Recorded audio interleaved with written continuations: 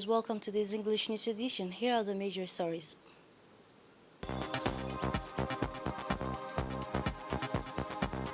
The head of the state sent a congratulatory message to his Turkish counterparts.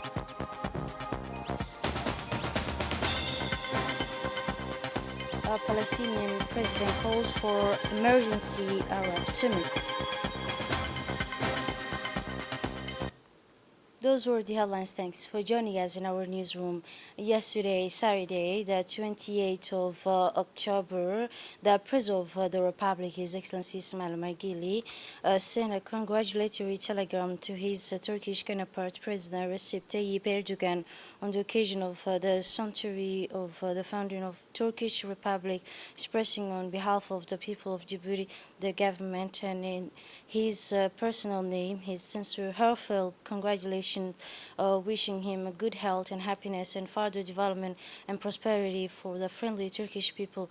That President Guelleh noted that the brotherly nation of Turkey has a right to celebrate the centenary of its founding with all splendors and putting in place the undoubtedly represent a models of economic, social, and the development of our two countries. In his regard, the Turkish Ambassador to Djibouti made a statement to the national television in which he declared a depth of fraternal relation existing between Djibouti and Turkey. Let us listen to him. The 10th anniversary of the opening foundation of our embassy here in Djibouti, and our relations with brotherly Djibouti has been developing, flourishing very well based on the historical relations we have under the leadership of His Excellency President Recep Tayyip Erdogan and His Excellency President Ismail Omar Guelleh, based on mutual respect and mutual interests. And we are determined to take our relations further.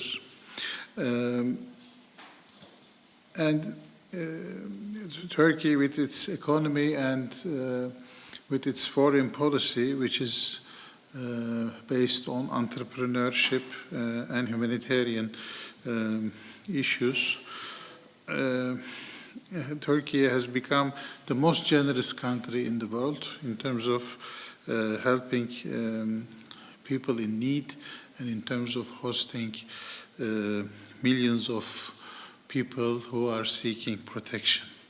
And with its geographical position between Asia and Europe, Turkey offers a critical transport corridor route, a hub for trade, energy, and transportation. It has an economy of more than 900 billion US dollars, and it has an annual trade volume capacity of more than $600 billion. At the same time, Turkey become a center of attraction for tourism, health, and education. We are hosting more than 50 million tourists from all over the world annually.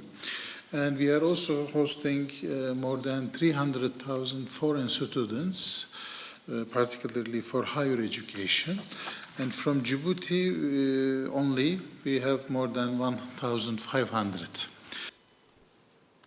It was today the Foreign Affairs Committee held a meeting in the committee halls of Parliament, chaired by the Deputy Abdurrahman Awali Yassin, to discuss a draft law related to ratifying and joining the status of Asian Infrastructure Investment Bank. The government was represented at this session by the Minister of Economic and Finance in charge of Industry, Mr. Ilyas Musa Dewale, and his closest collaborators in his ministerial departments. Following in-depth and constructive discussion, the Foreign Affairs Committee referred the draft law to the next plenary session of the House of Representatives for unanimous approvals. In recent days, the capital of Djibouti and the interior regions witnessed heavy rains, which led to the flooding of the Hambuli Wadi, which led by the closure of roads this morning. The road closure was implemented around 8:30 a.m. in the morning to the major remains in the effect until mid-morning. A team from national television went and monitored this scene for us. Despite the warnings, a few brave people attempt to cross the valley on foot, putting their lives in danger. Fortunately, the police forces quickly took control of the situation and directed route users towards the Hambuli bridge to maintain traffic flow in the directions.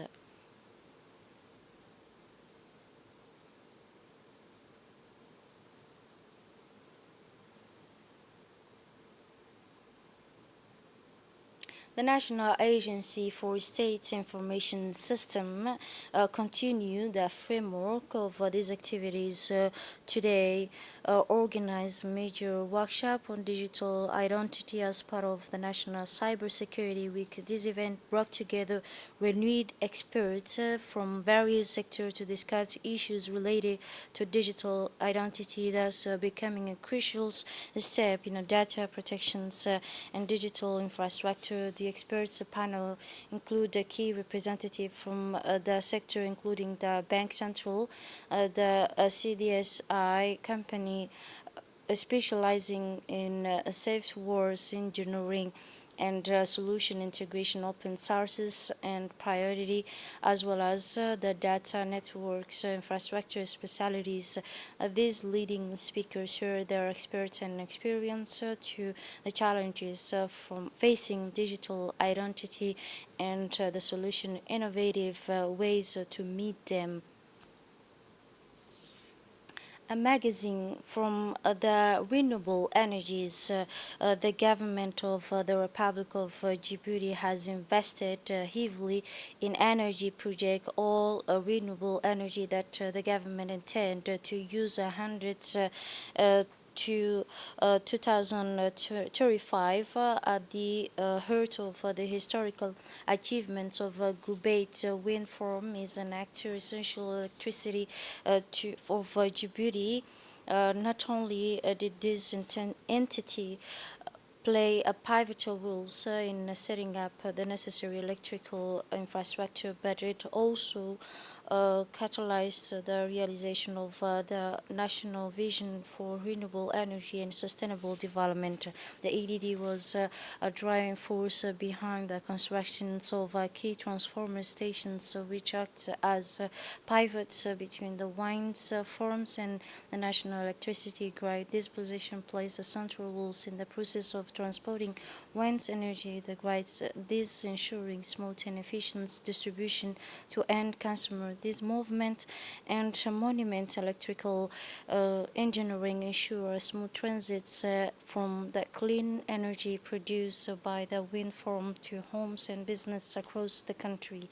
Electrical interconnections linked to the south and north of the country a stretch over distance impressive of more than 75 kilometers from Gubei to Jabanas. This interconnection electric true engineering masterpiece serve as a transfer center for all production sources in the areas including wind energy and geothermal energy. Moreover, it will interconnect the northern region while supplying the area's special economic that Gubeit. Thanks to this interconnection, the clean energy produced by the wind farm will be transported toward the consumption center, thus meeting the growing demands of electricity from the country. However, the rules of ADD is not limited to the establishment of infrastructure. The ADD also acts as a buyer and wind electric energy produced by Gubeit Park This step was essential to guarantee the economic viability and project, providing a secure outlet for the clean energy generated. The ADD thus played a crucial role in the country's transitions to cleaner and more energy sources sustainable. By bringing together all these components, the ADD acted like an orchestra's masters coordinated to the various elements necessary for the success of Kuwait wind farms. Its commitment to the construction of transformation station and the installation of electrical interconnection and purchase of the energy produced has been concerned for that through its close collaboration with the private and public actors. The EDD has traced a clear and bright path toward a more sustainable energy for future in Djibouti, and today its contribution transform simple infrastructures to forge models of partnership between the public and private sector, propelling the country toward the energy. As the ADDS community, the development agency, with the help of Kli Center, has moved from Dikhel region founding program for women and youth collaborations cooperative to help them with the financing small job in Dikhel region. A total of 340 women who have formed 22 cooperative have been from the founding for small jobs. The implementation of this program is another way to strengthen the development of livelihood of the community of Dikhil region. The ADDS agency has provided women with training on proper business management and preventing obstacles that drive the operation of sectors that have beneficiated from this project.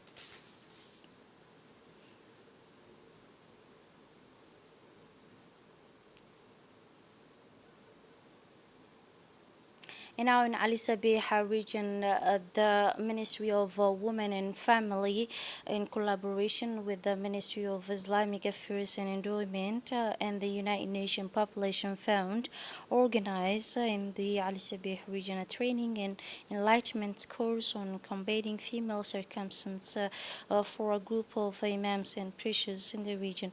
The course represents an important opportunity for the imams and preachers to learn closely about the forms of female uh, circumcision and the health of awareness campaign implemented by the competent authorities with the aim of reducing harmful customs and practice.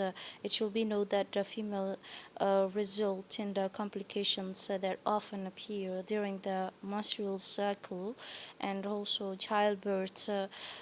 There is no religious or medical justification for this practice. Under the slogans of investing in girls' rights, the Peace and Milk Organization, in partnership with the Food Agriculture Organization, the United Nations FAO held celebrations of the occasion of International Day of Girls' Child in the city of Tejora region. The International Day of the Girl's Child Rights aims to focus attention on the need to address the challenges faced by the girls, promote the empowerment of girls, and realize their human rights. On December 9, in 1911, the United Nations General Assembly adopted on October 11 of each year as the International Day of the Girl's Child to recognize the rights of girls and the unique challenges that the girl face around the world.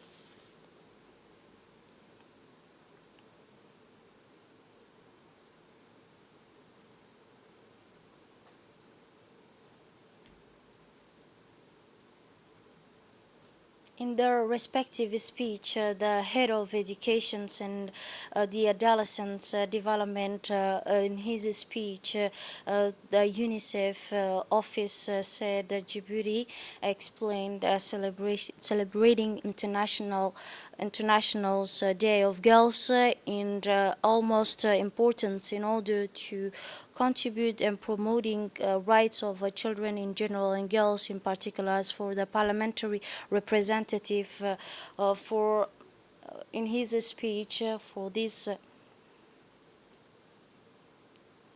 now in Oboho region, the Red Crescent of Djibouti organized an advocacy meeting in Oboho region returning the vaccination of children aged to 0 to 23 months vaccination against COVID-19. This routine vaccination project is undertaken by the support of UNICEF in collaboration with the Ministry of Health. In the 5 interior region, the prefect of Oboh region, Mr. Musa Adamigene, and the president of the Regional Council of Oboh, heard the head of the Regional Council said that this part of the meeting is advocacy workshop brought together sub-private religious leaders and technical from the health and elderly in the region of Obo. This project aims to increase vaccination coverage by finding children lost to follow-up. And now for the regional scenes in Somalia, the federal government, in cooperation with the International Organization for Migration, succeeded in repatriating nearly 100 Somali nationals who had faced persecutions in Libya. The president is especially involved for children and migrants' rights. Mariam Yassin praised the government's effort in organizing the safe return of these Somali citizens. For their part, the returning citizens, numbering 99 immigrants, including 11 women, expressed their happiness at returning to their homeland, stressing that the decision to return was vulnerable.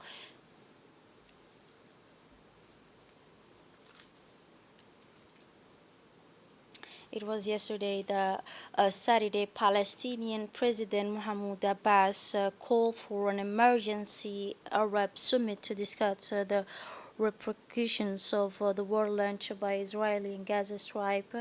The Palestinian president confirmed in a speech during a meeting of the Executive Committee of Palestinian Liberation Organization that Israel responded to the United Nations resolution on a humanitarian ceasefire with a ground invasion and further escalation. He noted that the Palestinian issue is going through extremely delicate and difficult circumstances today, saying that our people in Gaza Strip are being exposed to a genocidal war and massacres committed by the Israeli occupation forces in full view of the entire world. This comes at the time when Palestinians in the Gaza Strip fear from humanitarian disaster, with dozens of bodies expected to be found under the rubble as a disaster for the result of violent Israeli bombing last night in many parts of the populated Gaza Strip.